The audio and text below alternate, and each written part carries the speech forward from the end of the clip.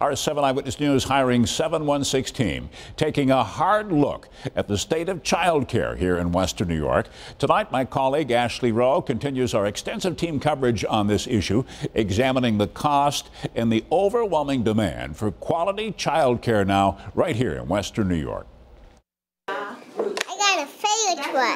These adorable faces are where a lot of families want their children to be, at a quality, accredited child care center. We're doing our very best to keep up with demand in the city, and we just can't do it. The Jewish Community Center in Buffalo is undergoing a second expansion in just 6 years to keep up with the demand, adding 3 classrooms and an indoor playground. But even with this extra space, there will still be a wait list of nearly 30 families. I would attribute it to young families moving into the city, or young people moving in and starting their families. So it's a very exciting time to be in Buffalo. But finding high-quality childcare is a real challenge for families. And that quality childcare comes at a steep price. Monthly full-time tuition at the JCC for a child 6 weeks to 18 months is more than $1,500 a month. That's nearly $19,000 a year. For toddlers and preschoolers, that price drops to a little under $16,000 a year.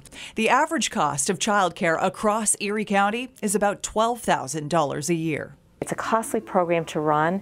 The JCC attributes part of its cost to a relatively smaller staff-to-child ratio, more adults in a classroom for greater observation. Your friend, say the little mouse. The reality is, across the county, childcare is an expensive business. The margins in childcare are so tight. If you don't get that percentage right, your business closes. And that puts many parents in a predicament. According to a 2018 study by the Child Care Resource Network, 60% of parents surveyed reported struggling to pay for childcare.